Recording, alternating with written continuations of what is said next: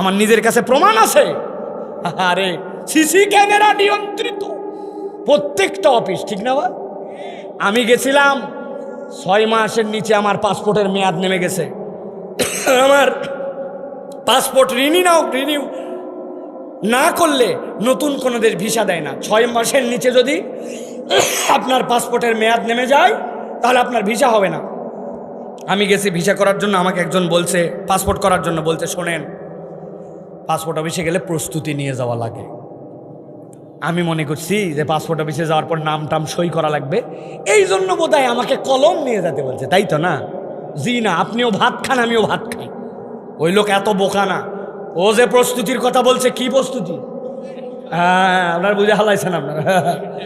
আমি এটা নিয়ে গেছি দোতলায় অফিসের উপর, আমার খালি ঘুরায়, প্রস্তুতিও খায় না, কাজও করে না।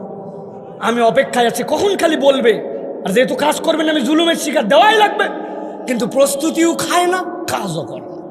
অনেকক্ষণ পরে বলছে দোতলার থেকে নিচতলায় চলেন। আমি চিন্তা করলাম যাই নিচতলায়। দোতলার থেকে নেমে এই একটা সিঁড়ি, মধ্যে একটা ল্যান্ডিং, আবার একটা সিঁড়ি, এই এক সিঁড়ি পার করে যে ল্যান্ডিং, ওই ল্যান্ডিং পার করে যেই না নিচে যেতে যাচ্ছি বলছে দাঁড়ান। ল্যান্ডিংয়ের ওখানে দাঁড়ালাম। বলছে কি হয়েছে ভাই? বলতেছে মাল বের করেন। বললাম এই কখন থেকে এটা দেওয়ার জন্য রেডি, তুমি এত ঘুরাইয়া এই জায়গায় এসে বলতেছো মাল বের করেন, ব্যাপার কি? বলতেছে রাগ করেন না, এই বিল্ডিংটি সিসি ক্যামেরা নিয়ন্ত্রিত।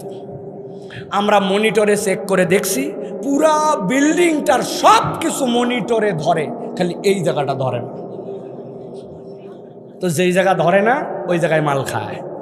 ওই লোক যদি একবার বুঝতো কিরামান কাতিবিন ইয়ালামুনা মা তাফআলুন, তুমি যা করো তোমার ডান কাঁধ বাম কাঁধের ফেরেশতা সব দেখে, এই বিশ্বাস মনে, আর সাথে একটা আইনের ভয় আছে, যদি অমান্য করি আর ধরা পড়ে যায়, ইসলামী কোর্টে বিচার যদি হয়, চোর হলে হাত কাটা, ডাকাত হলে এক হাত এক পা কাটা, আবার উল্টা করছে উল্টা দিক থেকে হাত পা কাটা।